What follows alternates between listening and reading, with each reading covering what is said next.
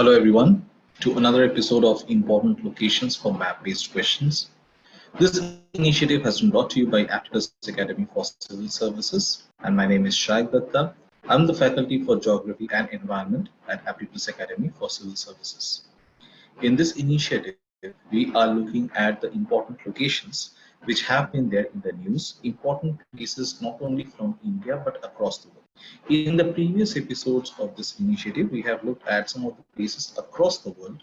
Right now, in the previous episode, we had seen that we were looking at some important locations from India, which were there in the news in the last 1 year, and hence which become important, which become relevant for UPSC 2020, the upcoming UPSC prelims 2020. So let us quickly have a recap of what we had seen in our previous episode of important locations for map-based question, and then we will move on to more new places which were there in the news, especially with respect to India. So let us quickly have a quick recap of whatever we had seen in our previous episode on India. So we had looked at the Bukkapatna Chinkara Wildlife Sanctuary, and we saw that Bukkapatna Chinkara Wildlife Sanctuary was present in Tumkur. Where is Tumkur? Tumkur is in Karnataka. Okay? It was present in Tumkur, which is in Karnataka. And we also saw that this Bukkapatna Chinkara Wildlife Sanctuary is the southernmost tip of Chinkara's habitat in India. Plus, as we know that Chinkara, they are very fast.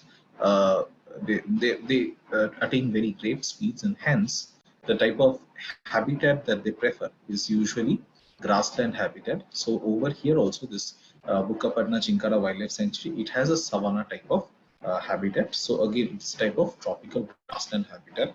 Also, we had looked at the IUCN status of Chinkara, which is of least concern. We had also dealt in great details regarding the IUCN status. What does it imply? What are the various sequential manner in which you can have, like, how the IUCN status, how they are arranged in a sequential manner. So all these things we had looked at. Similarly, we had also seen that the Thor Desert has the highest population of the Chinkara, right? Plus, we have also seen that apart from India, it is found in many other countries, for example, in Pakistan, Afghanistan, Iran. Plus, apart from that, we also saw that in India, apart from this Bukkapatna Chinkara Wildlife Sanctuary, we also saw that there are more than 80 protected areas in India where the Chinkara can be found. Similarly, the next thing that we had looked at was Eramatti Dibalu. Eramatti Dibalu basically refers to some red colored hills which are found in Vizag in Andhra Pradesh. It's a Telugu word which basically means red sand dunes or red mud hillocks, or simply as red hills. Okay, and they are created due to excessive amount of soil erosion. And there also had discussed what are the various stages of soil erosion. And when ravine erosion starts to take, or when ravines are formed mainly, and ravines will be formed when you have gully erosion taking place. So there also we have talked about the various stages of soil erosion. Once gully erosion starts to take place, so then in that case we have ravine formation. And जब ravines form हो जाते हैं तो तब जाके we have these red sand dunes. So basically these red sand dunes or the red mud hillocks or the red hills, they were formed as a result of gully erosion, which led to the formation of ravines. Okay. Important thing over here is to remember this Eramatti Dibalu, it has got geographical indication tag. Okay. It is found only over here. That is why such red colored hills is found only over here in Vizag in Andhra Pradesh. Okay. Next thing that we had, or we'll be looking at today, that is the Sambar Lake. So we'll look at the Sambar Lake over here. I think.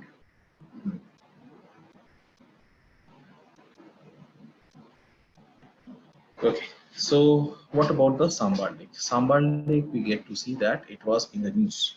And Sambar Lake was in the news because Sambar Lake was the area where we get to see thousands and thousands of migratory birds had died. Okay, thousands and thousands of migratory birds had died, and they had died due to a particular illness which is called as avian botulism. Now, how this avian botulism, how did it occur? It basically occurred because of a particular type of bacteria about which we are going to learn in a while.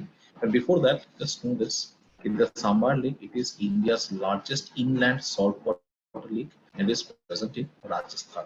Okay, the Sambar Lake, it is India's largest inland saltwater lake. It is present in Rajasthan, and it was in the news this year. Where is it present exactly? We have it being present in three districts. One is the Nagaur, one is Jaipur, and the other is the Ajmer district. So the thing is, every winter we get to see a lot of birds, especially those birds which live in very cold areas. During winter, it becomes so inhabitable due to the cold. They are not able to find any food, and hence they will come and they will migrate to the tropical countries like India during the winter, especially. So Rajasthan sees a lot of birds coming from such kind of polar countries and all. For example, one such bird which is very famous in Rajasthan. In Rajasthan, there is a particular area which is called as Keoladeo Ghana National Park. Okay, Keoladeo Ghana National Park, which is also a natural world heritage site declared by UNESCO. So Keoladeo Ghana National Park is especially famous for housing a particular species of migratory bird, which is called as Siberian crane. Similarly, in the Sambar Lake also we get to see a lot of these migratory birds. They come, and this year or last year we get to see many of these. Officially, there are number of birds. I mean, a few thousand, but in case of unofficial records, it says that more than 60,000 birds might have actually died. So this Sambar Lake, it is India's largest inland saltwater lake. It is present in Rajasthan. Which districts of Rajasthan? Nagaur, Jaipur, and Ajmer districts of Rajasthan. What is the total catchment area? It is around 5,700 square kilometers. What is meant by catchment area? Catchment area basically means, okay, all that geographic area which supplies water to a river and its tributaries. उसको catchment area कहा जाता है. Basically, all that area which will catch the precipitation and ultimately help all that precipitation to reach the river. All that water should reach the river and its tributaries. So that entire geographical area is what is called as its catchment area. So like over here we got to see how these birds, we get to see that the birds which were there. So some of these birds, they died, and when they died, we get to see on their carcass, that is on the dead body of these birds, you had flies which deposited eggs, and these eggs, they were fed upon by resulting maggots. Okay. Now these maggots, they concentrated toxins, and by the process of biomagnification, or what we call as bioamplification, what happens is that these maggots, they will have that particular bacteria inside them, and we will get to see that these maggots, they will be fed upon by the birds. Once the birds feed upon the maggots, what will happen to the birds? Now they will die. Again, the same thing will get repeated once again. So again, these birds, on their bodies, you will have these bacteria, coming and trying to take over, and this decaying, bird, the dead bodies of the birds, these will be hosting all these different bacteria, and these bacteria will be fed upon by the maggots. Again, the maggots will be fed upon by the birds, and this cycle will continue. And as a result of which, we get to see that so many birds had died. So this is what is called as avian botulism, and avian botulism, it is caused by the bacterium जिसका नाम है Clostridium botulinum. Please remember the name Clostridium botulinum. Now, what happens as a result of Clostridium botulinum? Quickly, just remember these various symptoms of avian botulism. For example, dullness. In the birds, you will find there will be dullness, there will be depression, anorexia, flaccid paralysis. So paralysis is a very big thing. Okay, paralysis will be there in case of the legs, in case of the wings, there will be paralysis. Similarly, necks, they will touch the ground. All these things will be there. They'll be unable to walk or swim or even fly. And also there's no rise of body temperature, no nasal discharge, no respiratory distress or any other sign, but mostly the most common cause that was usually seen was paralysis. Okay, so you see,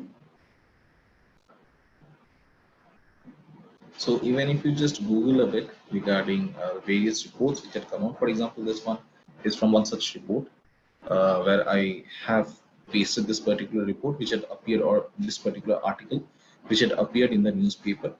So here they are talking about recommendations of the investigation report, but all that is not so necessary right now. What you remember from the prelims perspective is this: Okay, what is the name of the bacterium which caused avian botulism? What were the symptoms of avian botulism? Where it happened? It happened in the Sambar Lake. In which district Sambar Lake is present? So all these things you should try to remember. Right. Next, we move on to another area, and that area is called as Amrabad Tiger Reserve. Amrabad Tiger Reserve, and this is located near Hyderabad. Okay. It is located near Hyderabad. So what happened is this. Okay, why this was in the news, Amrabad Tiger Reserve? Because last year we get to see that the Telangana State Assembly, they had passed a resolution against the proposed uranium mining in the Amrabad Tiger Reserve, which is located in the Nalla Malla forest area of Telangana.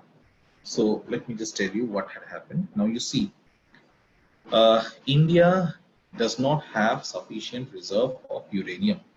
India has a lot of nuclear power plants, but India does not have sufficient reserve of uranium, which is mainly used as a fuel in these nuclear power plants. So what does India have to do? India has to import most of its uranium. Now, what happened is this, the central government agencies, they found that there might be a reserve of uranium present in this Amrabad Tiger Reserve, which is located in the Nalla Malla forest area of Telangana. Very important to remember. Sometimes UPSC keeps on asking questions. They will be putting a name of a protected area in one column, and on the other column they might have the name of the hills, mountains, rivers, lakes, anything which is present near that particular forest. For example, Amrabad Tiger Reserve is located in Nalla Malla forest. So you should remember the Nalla Malla hills basically. So where is this Amrabad Tiger Reserve? It's in Telangana. So what happened finally? Initially, there were plans of prospecting for uranium in these forests, but finally we get to see that the Telangana State Assembly, they passed a resolution against this proposed uranium mining in the Amrabad Tiger Reserve, and hence it came to a stop. Otherwise, the mining would have taken place. Now, regarding Amrabad Tiger Reserve, it is around 22,800 square kilometer. That is the total area. 2,800 square kilometer is the total area of Amrabad Tiger Reserve. कहाँ पे है? Telangana. Where is it? It is located in Mehboob Nagar and Nalgonda districts. Okay? Mehboob Nagar and Nalgonda districts. Earlier, it was a part of the Nagarjuna Sagar Srisailam Tiger Reserve. But at that point of time, where Andhra Pradesh and Telangana used to be one and single state, but there was no separate Andhra Pradesh and there was no separate Telangana. They used to be the same state during that time. There was no separate Amrabad Tiger Reserve as such. The entire Tiger Reserve was called as a Nagarjuna Sagar Srisailam Tiger Reserve. It was huge in its area, and in fact, it was at that point of time the largest tiger reserve in the country. Okay? Nagarjuna Sagar Srisailam Tiger Reserve was the largest in the country because there was no bifurcation. But later on, what happened is bifurcation took place, and Andhra Pradesh was divided into Andhra Pradesh and Telangana. Now, what happened is after bifurcation, the northern part of the Nagarjuna Sagar Srisailam Tiger Reserve, the northern part of it is what is called as Amrabad, and now it is present in Telangana. Whereas the southern part, it is in Andhra Pradesh. Okay, I hope you can understand. Amrabad Tiger Reserve is originally a part of the Nagarjuna Sagar Srisailam Tiger Reserve of Andhra Pradesh, but after the bifurcation of Andhra Pradesh into Andhra Pradesh and Telangana, we get to see that the northern part of the Nagarjuna Sagar Srisailam Tiger Reserve, it went to Telangana, and now it is called as the Amrabad Tiger Reserve. Whereas the southern part is still with Andhra Pradesh. See over here. So during that point of time, when there were these plans of mining for uranium in the forests of Nalla Malla Hills, what happened is a lot of online campaigns and petitions they got announced, and there was a lot of hue and cry amongst the people who did not want this to take place actually, because that could lead to huge amount of destruction of very pristine forests. So this is one such petition which was doing the rounds during that point of time. So what does it say? It says that the central government has given permission for performing mining of radioactive uranium in the Nalla Malla forest zone, and this operation requires deforestation of majority of the forest in both Telangana and the Andhra Pradesh region. So that would have been a devastating or a very destructive kind of an activity. And what will happen? Okay, once the land is exposed to such nuclear particles, the plant growing tendency of the land comes to zero, ultimately the area will become wasteland, or it will turn into a barren land. Nothing will be able to grow, no crops, no forest trees, nothing. Also, it will destroy the Nagarjuna Sagar Srisailam Tiger Reserve, which is known to be the second largest in the world. Okay, so earlier it is the largest in India, but the second largest in the world. The largest, I believe, it is in Myanmar. Also, a tribal region named Mannanuru will have to face toxic effects of this mining. So, the effects of mining will not only be restricted to the animals of this area, not only to the trees and plants of this area, but eventually the results of such mining of radioactive metals that will eventually affect the people and the tribes living nearby as well. So, ultimately, after a lot of protests by the people, a lot of protests by people on the social media as well. Finally, this entire plan of trying to mine for uranium in the Nalamalla forest in the Amrapali Tiger Reserve, that was stopped. That was stopped by the Telangana State Assembly. They passed a resolution against it.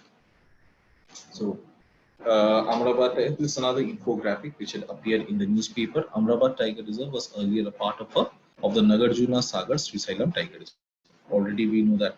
Plus, we also know that after bifurcation, the reserve was created with areas in Mehboob Nagar and Nalgonda district. This also we have seen. Around 2,800 square kilometers is the area of Amrapali Tiger Reserve, and it is located in Mehboob Nagar and Nalgonda districts. Also, we get to see that activists, that is environmental activists, plus the locals who are living over here, all of them opposed uranium mining in the Tiger Reserve.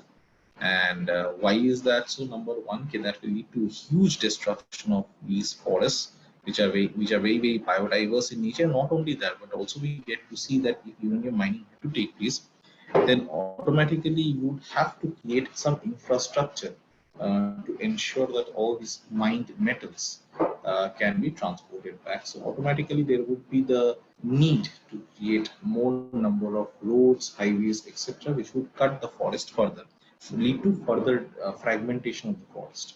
And already, as you can see from this infographic, they have already been reported of 5 to 6 big animal kills due to road mishaps this year. So what will happen is that the more number of roads, the more number of highways, the more number of railway lines they cut through our forest, ultimately the forest becomes more and more fragmented in nature.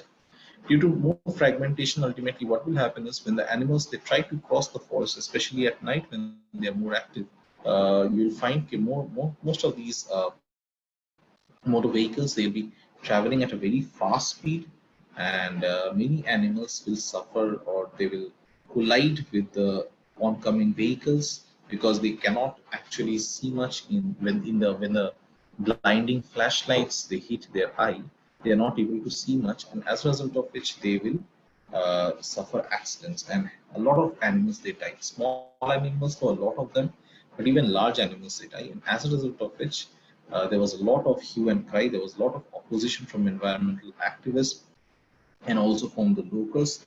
No more roads, etc., should be created over here because already with the number of roads which are there, already there were a lot of animals which were dying.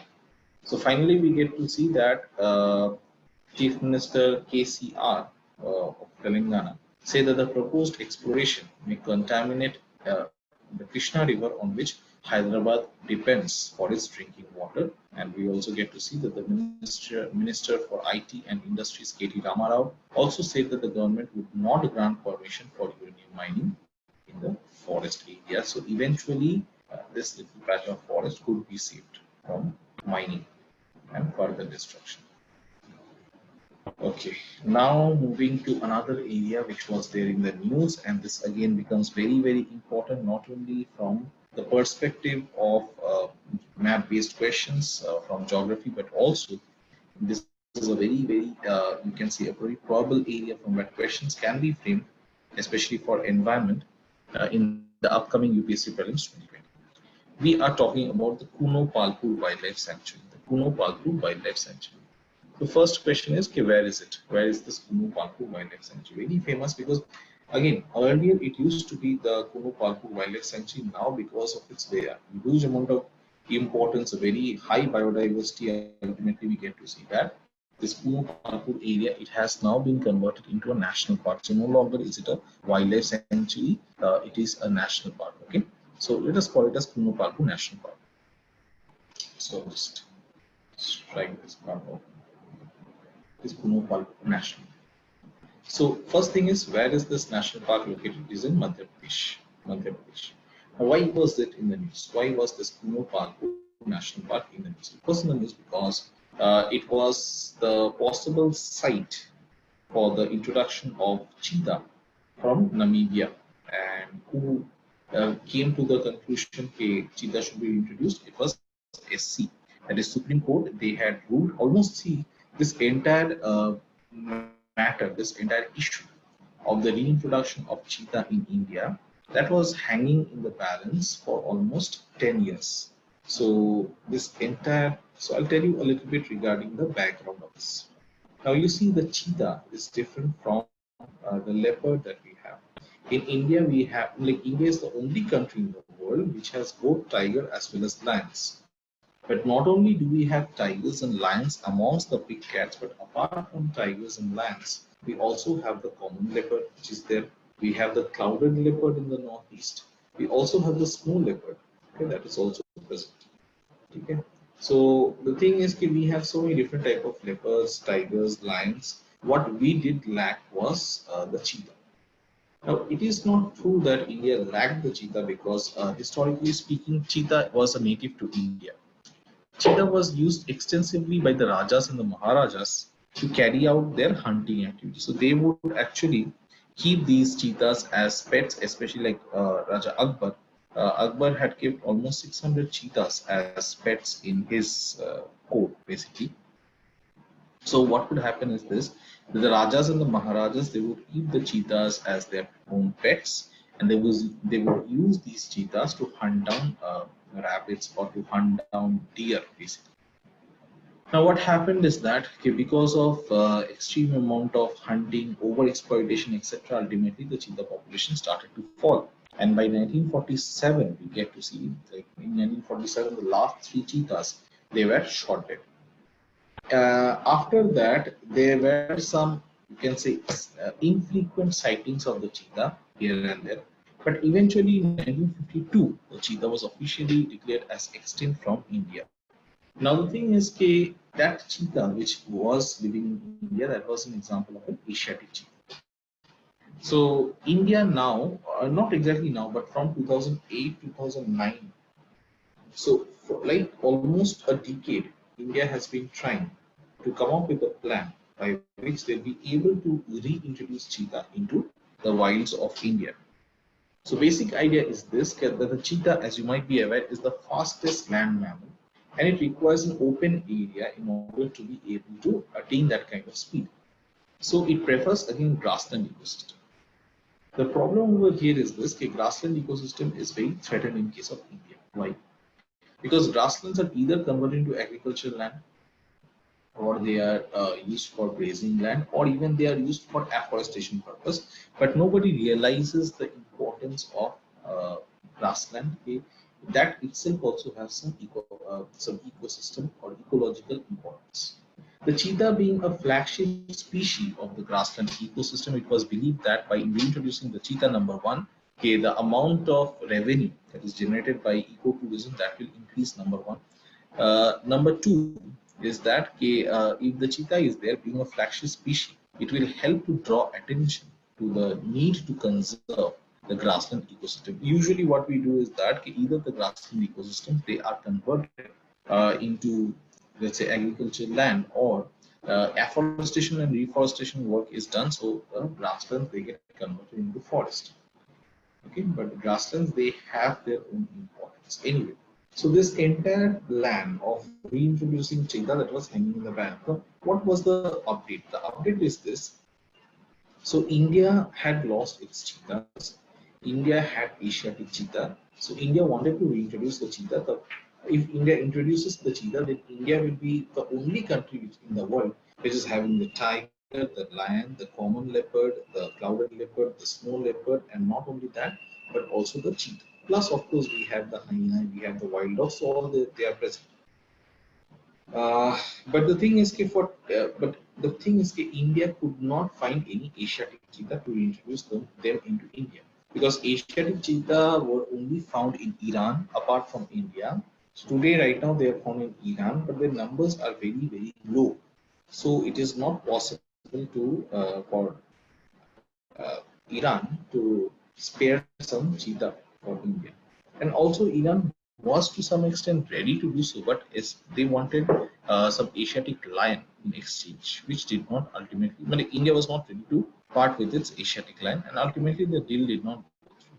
So India eventually approached Namibia to get some cheetah from their African cheetah. So initially, naturally, the Supreme Court, it took a lot of time to decide whether African cheetahs can be introduced into India, because Asiatic cheetahs, they were native to India, but African cheetah would be like an alien species.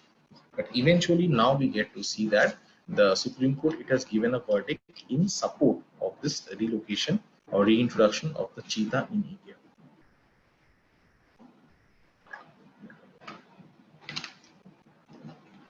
Okay. So number one, Kuno Palpur. Now, if you are bringing the cheetah from Namibia, where will you introduce them? So a few sites were uh, targeted. One such area is this Kuno Palpur National Park.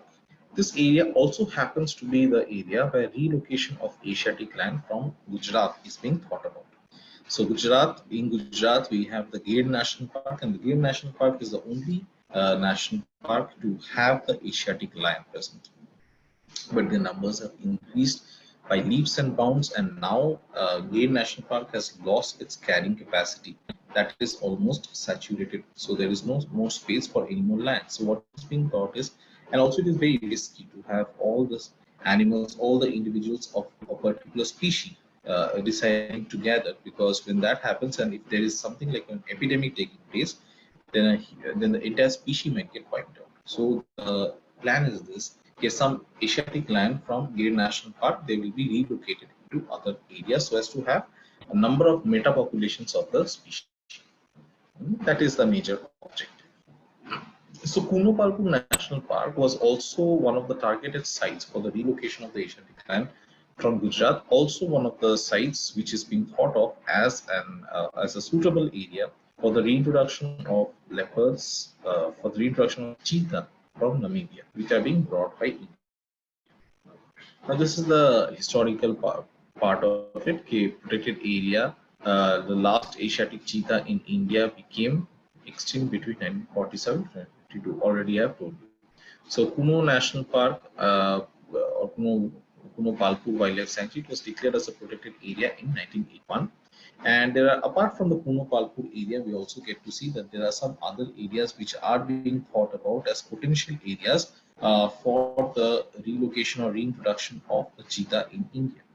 So likely reintroduction sites, apart from Kuno Palpur, other likely reintroduction sites in India were the Shahagar landscape, which is present in Rajasthan. Shahagar landscape, which is present in Rajasthan. Similarly, Tal Chapar Blackbuck Sanctuary, which is also in Rajasthan. We also get to see Velvadar Blackbuck National Park, which is in Gujarat.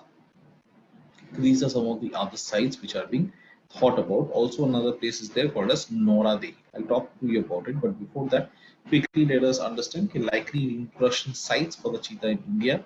They are the Shahagar landscape and the Tal Chapar Blackbuck Sanctuary in Rajasthan. Similarly, Velvadar Blackbuck National Park, that is also in Gujarat. Now, another area which is being targeted as the potential site for the reintroduction of the cheetah in India, that is Nora Dehi Wildlife Sanctuary. So Nora Dehi Wildlife Sanctuary, it is the largest wildlife sanctuary in Madhya Pradesh, almost 1,197 square kilometer. Okay?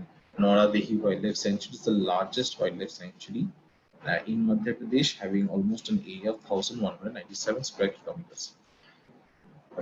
This Nora Dehi, it sits astride two major river basins of India, for example, the Narmada, which flows west into the Arabian Sea, and the Ganges, which flows east into the Bay of Bengal. Three-fourths of the wildlife sanctuary, it falls in the basin of the Ganges tributary. The Yamuna River, of which the Ken River is a tributary, and 1/4 of the sanctuary falls in the Narmada basin. So where is the location exactly?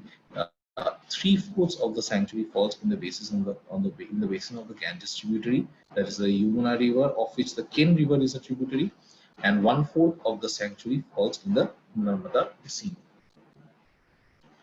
Also, we get to see that this forest is spread over the southern area of the Vindhyan range of hills, in which the Bandhavgarh National Park and the Panna National Park are also located. Okay? The forest is spread over the southern area of the Vindhyan or the Vindhya range of hills, in which there are other areas, other particular areas. For example, the Bandhavgarh National Park, the Panna National Park, all of these are located over here in the Vindhyan range of hills. So as you can see over here, this entire area is what is being thought of as the potential reintroduction site of the cheetah. Achha, 3 potential areas have been targeted. For example, one is the Shahagarh landscape, which is about 4,000 square kilometers, and it's a fenced region which is close to India-Pakistan border. This is one area. Another area that is being thought of is the Kuno Palpur area. The area is around 344.686 square kilometers. It is a part of the Kathiawar Gir dry deciduous forest. Finally, we have the Noradehi area, which is around 1,187 square kilometers, and is spread over the southern area of the Vindhyan range of hills. So these 3 areas I have given over here some amount of background data regarding the cheetah. Like for example, 1993 May, Wildlife Institute of India, they carried out a survey in Gir over the decline in lion population. So that happened in 1993, and that is also the year when it was decided to shift lions to Kuno Palpur, which was identified as a sanctuary in 1981. Plus, we also get to see a first phase of relocation begins in Kuno, but that could not go through because Gujarat protested. So all these things had happened, and I would suggest you please go through the background of this cheetah reintroduction plan in case of India, plus also lion relocation project. So from Namibia to Noradehi, these cheetahs will be brought. 1947 was the last time when cheetah was spotted in India, and it was killed, unfortunately. And we get to see that the last person who had killed these cheetahs, his name was Maharaja Ramanuj Pratap Singh Dion. Maharaja Ramanuj Pratap Singh Dion Surguja, that is the total name of the Maharaja, who claimed that the last 3 Asiatic cheetah, they were shot by him. So 1952 was the year when the cheetah was declared as officially extinct. So some of them are being brought from Namibia in India. And the estimated cost is 260 crore or even more. So we'll keep it till here for today. Thank you for watching, and I hope you have liked this video. Please let us know in the comment section. We will have further episodes of the important locations from India, which are important for the upcoming UPSC Prelims 2020. So please let us know in the comment section how you like this particular video, and please like, comment, and share these videos with other UPSC aspirants so that they can also benefit. Also, please subscribe to Aptitude Academy for Civil Services YouTube channel for more such informative videos. We'll meet again with another set of locations, especially with respect to India. And till then, study hard, stay safe, and take care of yourself. Thank you so much.